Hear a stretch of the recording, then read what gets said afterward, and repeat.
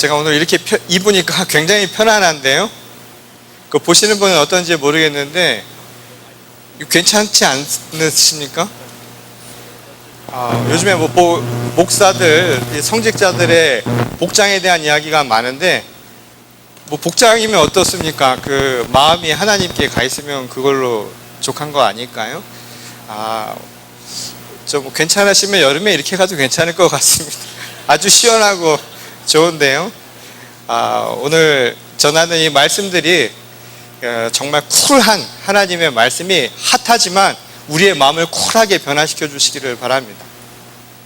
요 얼마 전에 이 미국에서 어떤 일이 있었냐면 애슐리 메디슨이라고 하는 그 불륜 조장 사이트가 해킹이 된 사건이 있었습니다. 혹시 뉴스를 보신 분들은 알지 모르겠는데 이 사이트가 불륜을 조장을 해서 이 많은 사람들이 그곳에 가입을 했다고 하는데 굉장히 많은 사람들이 그 불륜 사이트에 가입을 했다고 합니다. 그래서 어떤 일이 있었냐면 바로 오늘이 8월 30일이죠. 아마 오늘 많은 교회에서 많은 성직자들과 교회 지도자들이 사직서를 제출할 것이다 라는 것이 뉴스의 보도였습니다. 무슨 말이냐면 그 불륜 사이트에 가입한 많은 교인들, 그 중엔 성직자들을 비롯해서 각 교회의 지도자들이 엄청난 수가 그곳에 가입이 되어 있었는데 그게 해킹이 되면서 결국 오늘을 넘기지 못하고 많은 교회에서 이곳저곳에서 사직서를 제출하는 일이 오늘 벌어질 것이다 라는 보도가 있었습니다. 그런데 그 사이트에 첫 이 홈페이지에 나오는 문구가 참 우리를 놀랍게 만듭니다. 그 문구는 뭐냐면 Life is short. 인생은 짧습니다. Have an affair. 바람 피우세요. 우리말로 바꾸면 그런 겁니다. 인생은 짧습니다. 가서 바람 피우십시오. 이게 바로 그 사이트가 사람들을 모았던, 그리고 많은 사람들이 그것에 현혹돼서 들어갔던 이유라고 합니다. 자, 오늘 8월 30일 우리 함께 예배드리는데 오늘 우리는 청년주일로 예배드립니다. 저는 오늘 이 말을 바꿔서 여러분들에게 말씀을 드리고 싶습니다. Life is short. 여러분, 인생은 짧습니다. 하지만 우리가 가야 할 길은 다르죠. Live dangerously. 여러분, 위험하게 사십시오. 그리고 seize the moment. 오늘 지금을 놓치지 마시고 붙드시기 바랍니다. 오늘 이 청년주일을 맞이해서 제가 여러분들에게 전할 말씀은 바로 이것입니다. 위험하게 살라 라는 내용입니다. 오늘 우리가 함께 나눈 본문 말씀은 다니엘서의 이야기는 너무나 잘 알려진 내용이지요. 나라를 잃은 청년들, 아주 비극적인 상황과 그리고 고난 속에서 있었던 젊은 청년들이 그 시대를 어떻게 맞이하고 어떻게 준비하고 또 어떻게 조전했는가, 그리고 그것을 통해서 하나님이 주시는 신앙을 어떻게 세워나갔는가라고 하는 것을 우리에게 보여주는 말씀입니다. 그리고 그것은 오늘 이 시대를 살아가는 우리 모든 젊은 세대를 비롯해서 함께 살아가는 동시대인 우리 모두에게 주시는 하나님의 말씀이라는 생각이 듭니다. 그리고 그것을 통해서 우리가 오늘 이 시대를 어떻게 살아가야 하는가를 다시 한번 깨달을 수 있기를 바랍니다. 오늘 이 본문 말씀은 주전 606년경에 일어난 사건으로부터 시작을 하죠. 이 바벨론의 느부갓네살 왕에 의해서 이슬람이 완전히 함락되고, 그리고 그 함락을 통해서 일어난 사건들이 바로 오늘 본문 말씀의 배경으로 시작되는 내용입니다. 나라를 잃어버렸다라는 것, 전쟁에 패했다라고 하는 것은 전쟁에 패한 패전국에게는 엄청난 손실을 의미하지요. 성전이 함락되는 것은 물론이고 그들이 가지고 있었던 많은 물질들을 잃어버려야만 했습니다. 빼앗겼습니다. 약탈을 당했습니다. 그것만이 아니라 인간의 인명까지도 손실을 당해야만 하는 엄청난 상황이 벌어지게 된 것이죠. 비극이었다, 이 말인 겁니다. 근데 그런 상황 속에서 이 바벨론은 오늘 본문 말씀에 독특한 정책을 우리에게 보여줍니다. 이 당시 바벨론은 거대한 제국이었죠. 거대한 제국을 만들어가기 위해서, 더욱더 제국을 크게 성장시키고 팽창하기 위해서 피정복 국가의 젊은이들을 한 명씩, 여러 사람씩 차출해서 그들을 자신들의 정책에 필요한 인재로 키우는 정책을 펴나가게 됩니다. 오늘 우리가 읽은 본문 말씀의 다니엘과 그의 친구들은 그런 의미에서 선발된 아주 뛰어난 인재들이었죠. 그런데 이 바벨론이 그들의 정책을 성공시키기 위해서 그냥 강압적으로만 그들을 몰아세운 것은 아니었습니다. 그들이 자신에 맞는 사람들을 키워내기 위해서 각 피정복 국가에 있는 피정복민들을 나름대로 강원 정책을 사용을 해서 그들을 변화시켰다는 것이죠. 당근과 채찍으로 그들을 키워나갔다는 것이죠. 오늘 본 말씀에 보면 채찍과 같은 것이 나오죠. 강한 정책이 무엇이었습니까? 그의 뼛속까지 바꾸기 위해서 그들의 이름을 바꿨습니다. 그들의 이름을 바꾼 것은 그들의 정체성을 변화시키기 위한 것이었죠. 우리도 그런 경험을 했죠. 일제시대의 창씨개명이라고 하는 것이 사람들의 이름만 바꾼 게 아닙니다. 이름을 바꿈으로 우리가 정체성도 바뀌게 되는 것이죠. 영자가 아니라 아이꼬가 되는 이런 상황들이 결국은 그의 정체성을 완전히 바꾸고 그리고 그들이 가지고 있었던 민족의 정서들도 바꾸려고 했던 정책이었습니다. 그런데 말이에요. 역사를 보건 오늘 우리 시대를 보건 분명한 건 강압적으로 하면 인간이 그것에 굴복하진 않습니다. 오히려 그것에는 강하게 저항하는 사람들이 나오기 마련이죠. 역사는 우리에게 그것을 많이 증명해 주지 않습니까? 그래서 그들이 쓴 정책은 그 반대의 정책을 또 함께 펼쳐나가기 시작합니다. 그것은 무엇이었냐면 일종의 당근 정책이었죠. 그들에게 특권을 준 것입니다. 특별로 그들에게 대우를 해준 것이었죠. 오늘 본문 말씀에 나오는 제국의 음식과 포도주는 그를 상징하는 말입니다. 산의 진미를 그들에게 준 것입니다. 먹을 수 있는 가장 좋은 것들을 그들에게 주었다라는 것입니다. 이 이야기는 단순히 먹을 것, 마실 것에 대한 이야기가 아닙니다. 오늘 이 이야기는 우리가 무엇을 중심으로 사느냐에 대한 이야기인 것이죠. 우리가 땅의 음식을 먹고 살아가느냐 아니면 하늘의 음식을 먹고 살아가느냐에 대한 중요한 갈림길에 서 있는 내용이라는 겁니다. 오늘 다니엘과 그의 세 친구들에게 주어진 제국의 산의 진미, 음식과 포도주와 같은 기름진 것들은 그들을 유혹하는 것이었죠. 과연 내가 육신의 욕망으로 바로 그 욕망의 노예로 살아갈 것이냐 아니면 내가 하나님의 말씀을 먹고 하나님의 자녀로 살아갈 것인가 바로 그것을 결단해야만 하는 아주 중요한 시점에 있었다는 겁니다. 사실 이것이 우리를 무섭게 만들죠. 오늘 우리의 신앙을 약화시키는 것은 강력한 어떤 세력이 아닙니다.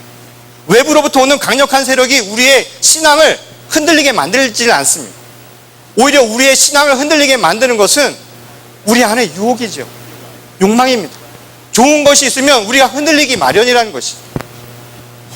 바로 그런 와중에 이들은 선택을 해야만 하는 상황에 처하게 되었다는 것이죠. 그런데 그들이 선택을 무엇을 했겠습니까? 그들은 곧 하나님의 말씀을 선택을 하게 됩니다. 곧 자신이 살아왔던 곧 민족의 정체성뿐만 아니라 곧 하나님의 말씀을 내가 앞으로 살아가야 할 삶의 주인으로 그들은 붙들었다는 것입니다. 그리고 다른 하나를 포기하게 됩니다. 어떻게 보면 선택이라고 하는 것은 하나를 선택한다는 것은 다른 것을 포기하기 만들려니지요. 어쩌면 오늘 우리는 이런 질문에 이런 생각을 할지 모릅니다. 이왕이면 두 개 다 가지면 안 됩니까? 예수도 믿고 맛있는 것도 좀 먹고 이런 생각을 할 수 있지요. 지금 이 이야기는 단순히 두 개를 할 수 없다는 얘기가 아닙니다. 바로 내가 그 중심을 어디에 두느냐 바로 우선순위에 대한 것을 우리에게 가르쳐주고 있는 것이죠. 우리가 극한 상황에 달한다고 생각을 해보십시오. 신앙은 곧 삶이냐 죽음이냐를 우리에게 묻습니다. 오늘 극한 상황 속에서 우선순위, 중심은 오직 하나밖에 존재할 수 없다는 것을 우리에게 분명하게 이야기해 준다는 것이죠.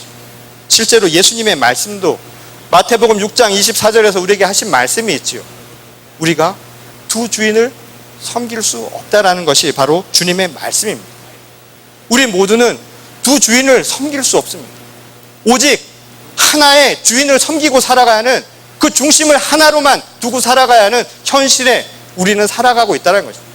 그런 상황 속에서 그들이 선택했던 것은 바로 하나님의 말씀이었고 하나님의 자녀로 살아가는 길을 택했다는 것입니다. 그것이 바로 오늘 이들이 보여준 모습이었다는 것이죠. 그렇다면 말이죠. 오늘 이것을 통해서 우리 모두에게 던지는 도전적인 질문입니다. 그렇다면 오늘 우리는 과연 어떨까요? 이 시대를 살아가는 많은 젊은이들, 그리고 그와 함께 동시대를 살아가는 우리 모든 기성세대들에게 던지는 질문입니다. 오늘은 우리를 유혹하는 것들이 너무나 많은 시대이죠. 무슨 불륜 조장 사이트만 우리를 유혹하는 것이 아닙니다. 오히려 좋은 것을 가지고, 먹을 것을 가지고 우리를 유혹하는 시대를 우리가 살고 있습니다. 이런 시대에 여러분들은 과연 어떤 신앙의 중심을 안고 살아가시겠습니까? 얼마 전 제가 책 한 권을 읽었는데 참 공교롭게 제가 읽은 책이 이 니체라는 사람의 책이었습니다. 이 현대 철학의 아주 거두죠. 이 프리드리 니체라는 사람의 책을 읽었는데 사실 그 사람이 한 말이 뭐였습니까? 신은 죽었다라고 이야기한 사람입니다. 근데 그의 글을 읽으면서 오히려 저는 하나님의 말씀과 같은 것을 찾게 되었습니다. 그 책을 읽으면서 저에게 와닿았던 두 개의 명구가 있었는데 그 하나는 뭐였냐면 바로 오늘 설교의 제목입니다. 위험하게 살라라는 이야기였습니다. 이 또 다른 하나는 무엇이었냐면 이 순간을 포착하라. Seize the moment 라는 말이었습니다. 저는 이 말씀이 이 단순히 신이 죽은 사회, 이 현실 속에서 예수 그리스도를 부인하고 살아가는 우리 상황의 절체정명에 있는 이 시대의 우리들에게 어쩌면 큰 도전적인 질문일 뿐만 아니라 더불어 우리가 하나님의 사람으로 살아가는 데 있어서 우리가 붙들어야 할 말이 아닌가라는 생각을 하게 되었다는 거죠. 근데 이 시대를 살아가고 있는 많은 젊은이들에게 제가 오늘 위험하게 살라라고 하는 말을 전달하는 것은 결코 쉬운 말이 아닐 겁니다. 듣는 여러분들이 이게 무슨 얘기야? 위험하게 살라라고 하는 것 아무 무책임한 일이 아닌가라고 생각할지 모릅니다. 근데 이 말은 사실 그 의미가 단순히 우리의 육신이나 우리의 삶을 위협하게 만드는 것이 아니라 오늘 주어진 현실 속에서 그 위험을 감수할 수 있는 도전 정신을 가져라. 또 다른 한편으로는 시선을 바꿔서 혁명적인 시선을 가져보라 라는 말로 우리가 이해할 수 있을 겁니다. 실제로 이 니체가 그의 책에서 이런 말을 한 일이 있습니다. 현대인은 가슴에 아무런 별도 품고 있지 않을 뿐만 아니라 새로운 별을 잉태할 수도 없다. 오늘 이 시대를 살아가는 많은 현대인들이 박스 안에 갇혀서 주어진 현실과 주어진 상황 속에 갇혀서 꿈과 이상이라고 하는 것을 잃어버리고 살아가고 있다는 것입니다. 그래서 그곳에서 그 시선을 그 바깥에 있는 우물 바깥에 있는 세상을 바라볼 수 있는 꿈도 없을 뿐만 아니라 새로운 것을 변화시킬 수 있는 시선조차 갖지 못하고 살아가고 있다는 것이죠. 그러니 당연히 변화라고 하는 것을 기대하기 어려운 것은 당연한 것 아니겠습니까? 유명한 정신 분석학자 중에 이 락강이라고 하는 사람이 있습니다. 이 락강이라는 사람의 유명한 명제가 하나 있는데요. 그 말이 뭐냐면 인간은 타자의 욕망을 욕망한다. 어렵죠? 인간은 타자의 욕망을 욕망한다라고 하는 아주 유명한 명제를 남겼습니다. 이 말을 아주 쉽게 이야기하면 무슨 말이냐면 사람은 다른 사람의 시선을 가지고 산다는 겁니다. 실제로 우리가 어릴 때부터 커나가는 과정을 보면 엄마가 애를 보고서는 좋아하고 또 엄마가 바라는 것들을 바라보면서 아이가 엄마가 하라는 대로 엄마가 원하는 것을 하지 않습니까? 엄마가 원하는 욕망을 따라서 엄마가 원하는 바라는 모습들을 통해서 자기 삶을 맞춰나가기 시작한다는 겁니다. 인간이 그렇게 살아온다는 거예요. 그렇게 사회화가 된다는 거죠. 근데 그 말이 틀린 게 아닌 게 제가 거의 대학생들과 지금 20년 정도 같이 생활을 하고 있습니다. 지금까지. 학교에서 한 3, 4년을 같이 지내고 이제 교회에서 14년을 제가 같이 지내는데 학생들한테 물어보면 공통적으로 나오는 게 있어요. 제가 항상 대학을 들어오는 사람들, 대학을 졸업하는 사람들에게 묻는 질문 중에 하나가 뭐냐면 너 왜 대학에 들어왔냐? 왜 공부하냐고 물어봅니다. 그럼 대부분의 한국 학생들이 뭐라고 대답할 것 같으세요? 가장 많은 게 그냥. 그리고 또 학생들이 많이 이야기하는 게 부모님이 원해서. 부모님이 원해서라는 거예요. 또 다른 질문은, 또 다른 답변은 뭐냐면 세상이 다 그렇게 가니까. 다시 말해서 남들도 다 그렇게 하니까. 그런 생각을 한다는 거예요. 그러니 한 번도 내 꿈이 뭔지, 내가 무엇을 좋아하는지, 내가 어디로 가야 할지 물어본 적이 없는 거예요. 실제로 지금까지 그렇게 왔습니다. 그래서 많은 사람들이 이제 성인이 되어서 하나의 자유를 가진 영혼으로, 하나의 개체로 자기의 삶을 시작해야 되는데, 사실은 어떻게 시작해야 될지 그 답을 한 번도 생각해 본 적이 없는 거예요. 두려운 거죠. 어떻게 가야 할지 자기 자신도 모른다, 이 말인 겁니다. 그죠? 주어져 있는 것, 거기서만 선택하는 것만을 배웠지 내가 만들어가는 것은 배워본 적이 없는 것이죠. 마치 사지선다 하는 겁니다. 거기서 선택하는 것만 아는 겁니다. 백지 속에서 혼자 그리는 연습은 한 번도 해본 적이 없는 거죠. 그러니 힘들어하는 겁니다. 그러면서 궁극적으로 자기 스스로에게 질문을 하죠. 과연 나는 제대로 가는가? 내 인생은 행복한가? 청년들만의 질문이 아니에요. 우리 기성세대들도 한번 생각해 보십시오. 지금까지 온 내 인생을 돌아보면서 정말 내가 잘 살았다고 생각하는가? 그리고 여러분 이 질문에 한번 답변해 보세요. 행복하세요? 정말 행복하세요? 정말 만족하시나요? 내가 지금까지 선택해서 살아온 내 인생에 정말 만족하시냐, 이 말입니다. 많은 사람들이요, 그에 대한 답변을 하지 못하죠. 내가 선택을 하면 그나마 다행이에요. 내가 선택을 했는데 그것을 이루지 못하면 좌절하고 낭망하죠. 내 인생은 무너진 것 같은 생각이 든다, 이 말입니다. 좋은 대학을 못 가져서 무너지고, 좋은 직장을 못 가져도 무너지고, 연애를 못해도 무너지고, 결혼을 못해도 무너지고, 그냥 무너지는 것 투성이 아닙니까? 3포 세대, 5포 세대, 요즘에 7포 세대란 말 들어보셨어요? 연애 못해, 결혼 못해, 애도 못 낳아, 집 장만도 못해, 인간 관계도 무너졌어요. 궁극적으로 7포 세대의 가장 큰 문제가 뭔지 아세요? 꿈과 희망도 포기한 겁니다. 오늘 이게 우리들의 현실이에요. 얼마 전에 어느 서베이 조사를 보니까 젊은 여성들에게 물어봤더라고요. 젊은 여성들에게 행복의 조건이 뭐냐? 그래서 결혼의 조건을 그 중에 하나로 물어봤습니다. 그랬더니 이야기를 하는 게 결혼의 조건과 연애의 조건은 다르다는 거예요. 그래야 자기가 행복한 거야. 연애를 할 때의 조건이 결혼할 때와 꼭 같지는 않은 거예요. 연애는 뭐야? 같이 다니기에 좋은 거야. 있기에 좋은 것. 그러니까 주로 뭘 보겠어요? 그냥 그걸 보겠지요. 드러나는 거. 결혼의 조건은 뭡니까? 달라지는 거예요. 유명한 영화 대사이기도 하죠. 네 아버지 뭐 하시노? 가정의 배경, 그리고 그의 학벌, 그의 직업이 무엇인가, 이런 조건들이 자기를 만족시키는 행복의 조건이라고 믿는다라는 것입니다. 그에 비해서 남성들은 굉장히 단순하죠. 다행인지 불행인지 모르지만 유사 이래로 남성들은 오직 한 가지 조건이면 충분합니다. 그냥 예쁜 거,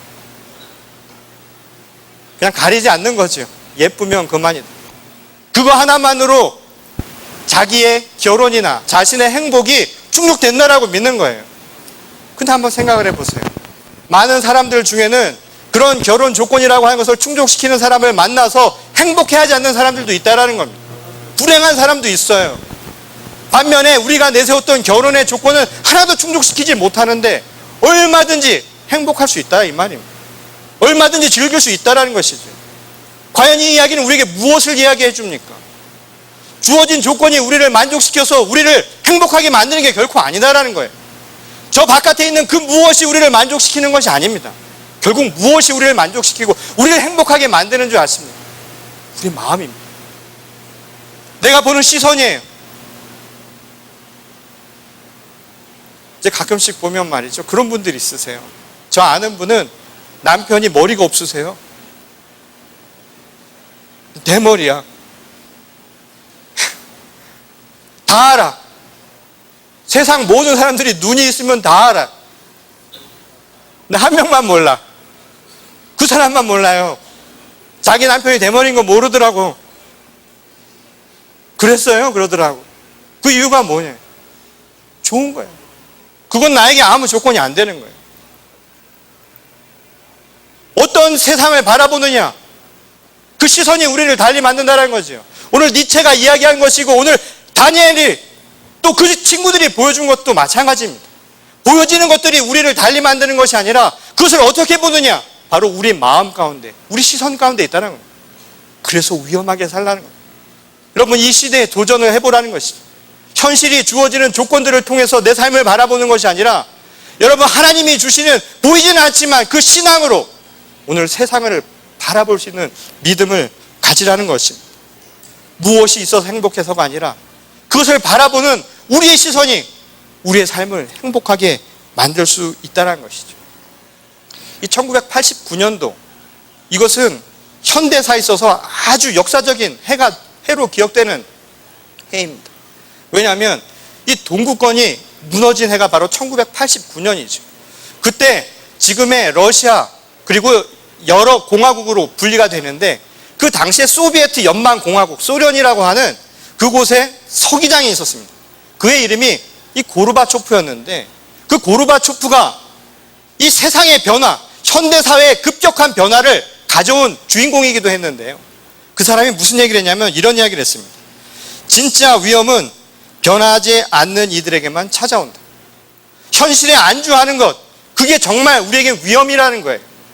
우리가 위험하게 살라라는 것이 아슬아슬하게 살라, 무책임하게 살라, 네 마음대로 살라라는 이야기가 아니라, 오늘 우리에게 주어진 조건에 만족하는 것이 아니라 새로운 시선을 가지고 오늘 현실에 안주가 아니라 도전적인 삶을 살라는 이야기인 것이죠. 그런 의미에서 오늘 이 다니엘이 보여준 모습은 왜 우리가 위험하게 살아야 하는가라는 것을 단적으로 분명하게 보여주고 있다는 겁니다. 근데 여러분, 위험하게 살라라는 이 말은요, 그냥 생겨지는 것은 아닙니다. 이 니체 역시도 이 이야기를 하면서 두 가지 조건이 충족되어야 가능한 이야기라고 얘기합니다. 그 하나를 뭐로 이야기하냐면 overgoing 한다고 이야기합니다. 다른 하나는 downgoing 하는 겁니다. 하나는 위로 올라가는 것이고 넘어서는 것이고, 다른 하나는 내려오는 겁니다. 등산을 제가 예로 들어볼 텐데요. 여러분, 산에 오르는 사람들은 왜 오르는지 모르는 사람들이 있어요. 저도 저희 집사람이랑 항상 그걸로 예전에 다툼이 많았는데, 저는 산에 가고 싶어요. 산에 가면 좋아. 산 오르는 사람이 좋잖아요. 산에 가면. 근데 저희 집사람은 이해를 못해요. 처음에 다시 내려올 건데 왜 올라가? 근데 그 질문에 봉착했을 때 제가 할 말이 없더라고요. 근데 산만 올라서는 아무런 의미가 없지요. 근데 산을 오르려면 내려올 줄도 알아야 됩니다. 내려오는 길을 모르는 사람은 절대 높은 산을 오를 수가 없습니다. 내려오는 현실을 모르는 사람은 올라가는 꿈을 가질 수 없다, 이 이야기인 것이죠. 어느 사막에 두 사람이 있습니다. 이 두 사람이 그 사막을 횡단하다가 길을 잃어서 어느 언덕 앞에서 머물게 됩니다. 근데 이 두 사람의 선택이 완전히 달라지는데요. 한 사람은 이런 생각을 합니다. 아, 이제는 죽었어. 이제 내 인생은 여기까지야. 자포자기하는 한 사람이 있습니다. 근데 다른 한 사람은 그 순간 무슨 생각을 하냐면, 저 너머에 물이 있을 거야, 오아시스가 있을 거야 라는 생각을 합니다. 그런 믿음을 갖습니다. 그 믿음을 갖는 것, 그 소망을 갖는 것, 그래서 넘어가고자 하는 꿈을 갖는 것, 이게 바로 오버고잉 하는 겁니다. 그 사람은 적어도 모든 것을 포기한 사람과 큰 차이가 있죠. 내가 무언가 꿈을 갖는 것, 무언가 새로운 것을 할 수 있다라는 준비가 되어 있다라는 겁니다. 희망을 갖는다라는 것이죠. 네, 말이죠. 이것만으로는 위험하게 살 수가 없습니다.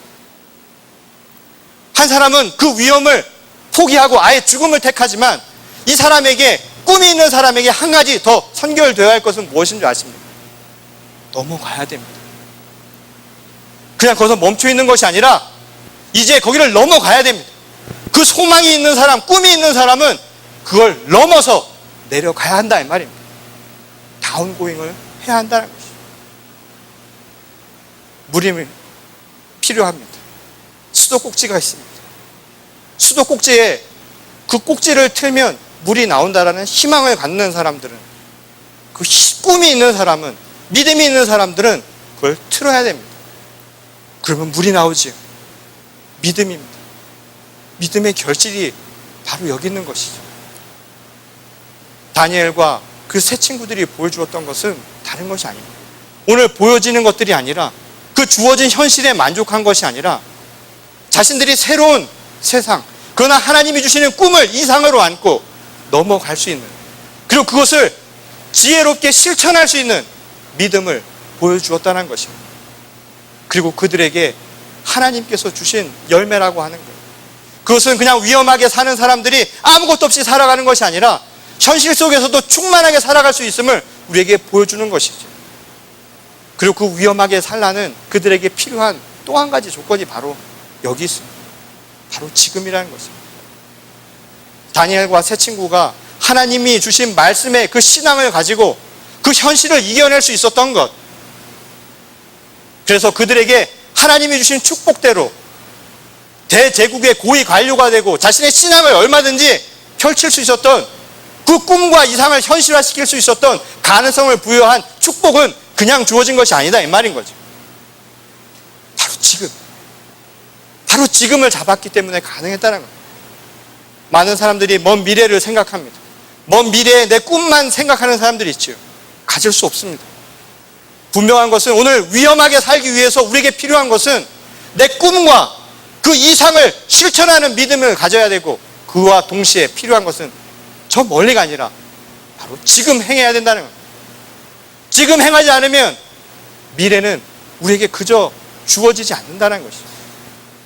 오늘 바로 지금 위험하게 살아야 할 이유가 바로 여기 있는 겁니다. 오늘 다니엘과 그의 친구들이 보여주는 신앙의 모습들, 그들에게 주어져 있는 조건들 속에서 만족하고 살아간 게 아닙니다. 지금 현실에 주어져 있는 많은 것들, 내가 욕망했던 현실의 꿈들을 포기하는 것도 아닙니다. 다만 내게 중요한 것이 무엇인가, 내가 시선을 바로 하나님께 두고 이 땅의 음식을 먹기 전에 하나님의 음식을 내가 먼저 취하기를 결단했을 때 하나님은 우리 모두에게 큰 축복을 함께 나누신다라는 것이죠.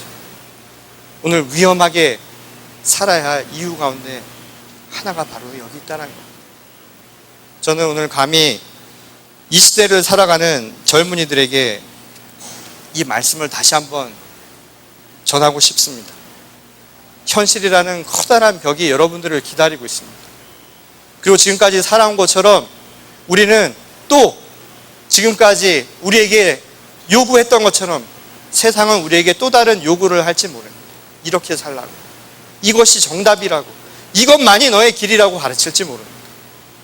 근데 여러분, 우리는 땅의 사람들이기 이전에 먼저 하나님의 사람들입니다. 오늘 그 벽에서 또 그 박스에서 여러분 나오십시오. 위험하게 한번 살아보시기 바랍니다. 제가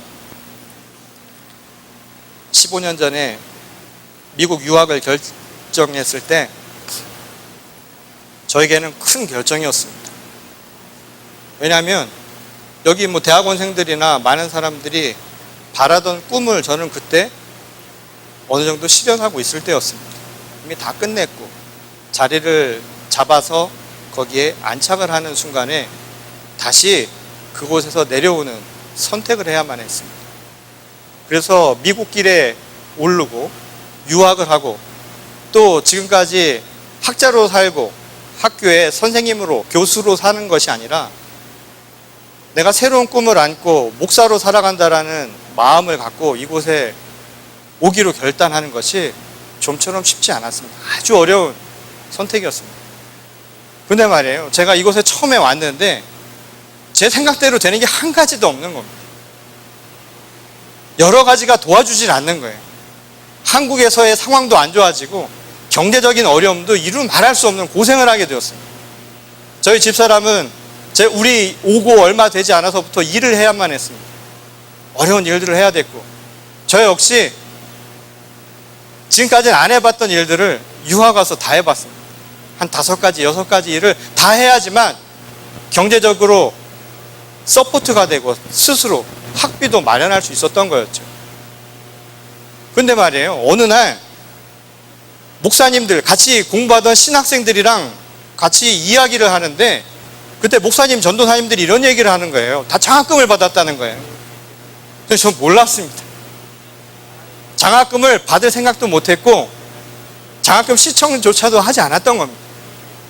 막상 와서 생활이 어려워지니까 무슨 생각이 드냐면 받아야지 생각이 들어요. 받고 싶다는 생각이 들어요. 그리고 당장 그게 내게 굉장히 필요하니까 꼭 받아야 되겠다는, 받고 싶다는 생각이 자꾸만 생겨나는 거예요. 근데 그 중에 한 목사님이었는데요, 짓궂게 나중에 알고 보니까 농담으로 한 얘기였습니다. 저한테 뭐라고 얘기를 하냐면 그렇게 급하면 가서 총장을 만나라는 거예요. 총장을 만나서 돈 달라고 그러면 된다는 거예요. 근데 제가 그 말을 듣고 그냥 허투루 들은 게 아니라 그 말이 저한테는 확 와닿더라고요. 왜냐면 너무 급하고 너무 필요하니까. 그래서 제가 상식을 벗어나서 그 다음날 총장실을 찾아갔습니다. 총장실을 찾아갈 때는 보통 어포인먼트를 잡고 세크리터리와 어포인먼트를 잡고 찾아가는데 어포인먼트 그런 건 몰랐어요, 그땐. 그리고 보니까 나중에 보이더라고. 총장실 들어가기 전에 비서실이 따로 있어요. 거기를 들려서 들어가야 되는데 저는 총장실로 그냥 들어갔습니다. 총장실에 딱 들어가서 한 말이 뭐였냐면 영어가 짧아가지고 그 당시에 영어가 안 되는 거예요. 딱 한마디 짧게 I need money. I need money 그랬습니다. 그랬더니 그 총장님 얼굴이 I need money 누가 할까요? 둘 중에 하나 할 거 아닙니까? 강도 아니면 홈리스일 텐데 가서 I need money 하니까 이 총장님이 너무 당황을 하신 거예요. 제가 그래서 뭐라고 얘기를 했냐면 No money, I go back home. 돈 없으면 집에 가야 한다는 걸 제가 생각한 게 No money, I go back home 했더니 총장님이 뭐라고 얘기하냐면 Go home 그러더라고요.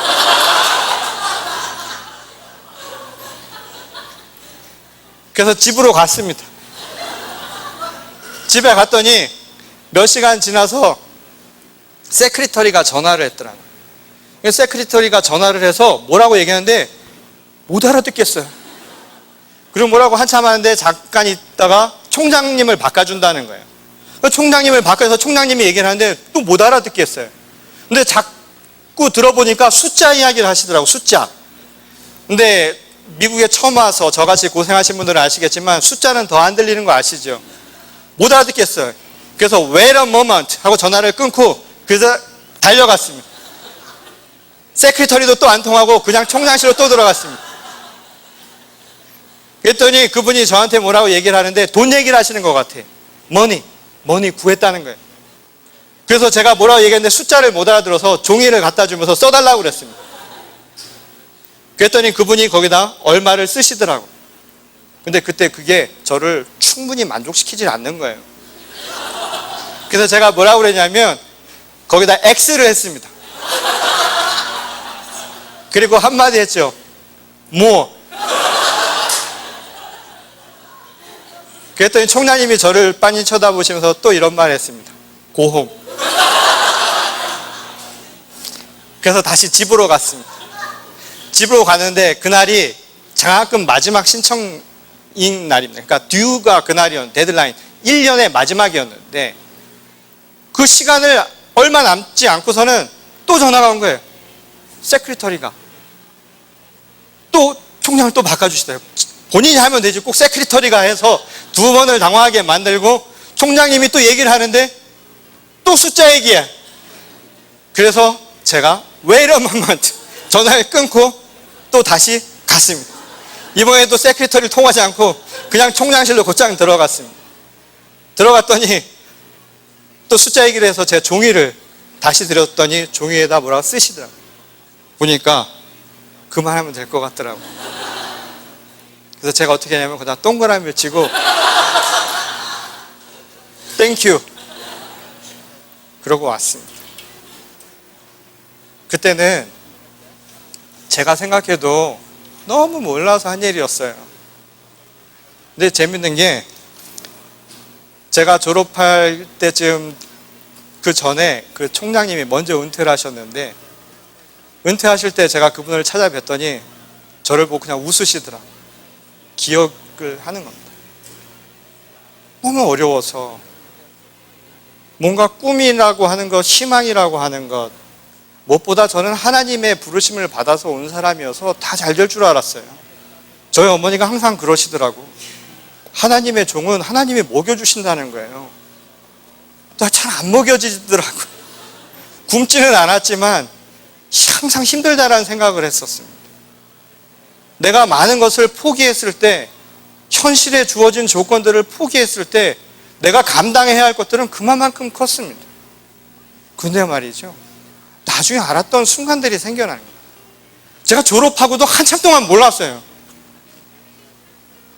제가 그 순간 장학금을 받은 걸로도 모질라서 학교 기숙사비를 못 내가지고 나중에 밀려서 학교에서 쫓겨난 일이 있습니다. 근데 어느 날 학교를 가보니까 누가 다 대줬어. 저는 아직도 누군지 몰라요. 또 누가 그러더라고, 감독님이 내줬다고. 그 이유도 잘 몰라요. 그땐 영어도 잘 못하고 무슨 얘기인지 상황 돌아간지도 하나도 몰랐습니다. 나중에 알고 보니까 독지가가 학교에 저를 위해서 돈을 준 거예요. 알지 못하는 그 누군가가 저를 위해서, 저 한국이라고 하는 낯선 땅에서 온 사람을 위해서 장학금을 대준 겁니다. 저 그거 가지고 공부했어요. 아무것도 몰랐죠. 지금 지나서 생각을 해보면 내 선택이 틀린 것은 아니었구나. 내가 지금 눈에 보이는 많은 산의 진미는 못 봤어도 저한테는 큰 사랑이 있었다는 걸 알았습니다. 한 번 보지도 않은 사람이, 한 번 이야기도 나누지 않은 사람이 저를 위해서 장학금을 내놓고, 누군가 나를 위해서 기도하면서 하나님의 종으로 커나가기를 위해서 나를 위해 중보했다라는 거예요. 내가 하나님의 말씀을 먹기로 선택한 것이 결코 허튼 선택이 아니었음을 그 순간 깨닫게 되었습니다. 다행인지 2014년도 1월 달에 제가 졸업한 학교에서 저에게 연락이 왔습니다. 많은 분들이 저를 추천해 주셨다고 해서 또 제가 헛산 건 아니구나. 그래서 많은 교수님들과 주변의 많은 목사님들이 저를 추천을 해줘서 제가 나온 학교에 캠퍼스 패스터, 말하자면 교목과 같이 학생 상담을 하는 교목으로 저한테 와줄 수 있느냐라고 부탁이 들어왔습니다. 그래서 제가 Why not? 무조건 yes 하고 갔습니다.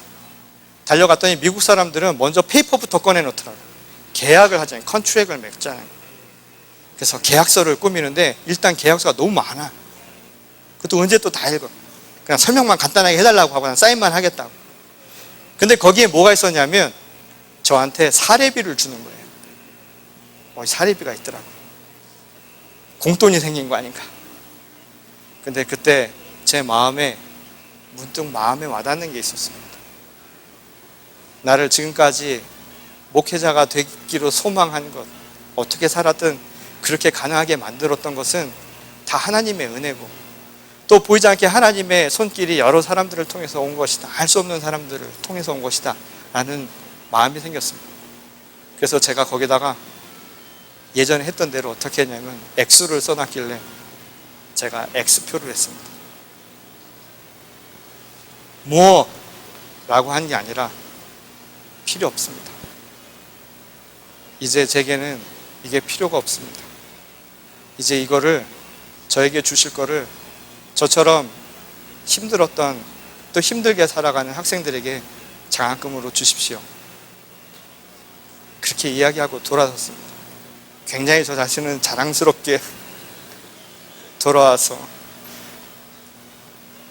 저 스스로 만족을 했는지 모르지만 저에게 준 하나님의 특권이라는 생각이 듭니다. 어떻게 보면 우리 인생은 때로는 위험하게 살아야 할 때도 있습니다. 그리고 그 선택은 우리를 힘들게 할 수도 있습니다. 포기해야 하는 것만큼 나를 아프게 할 수도 있습니다.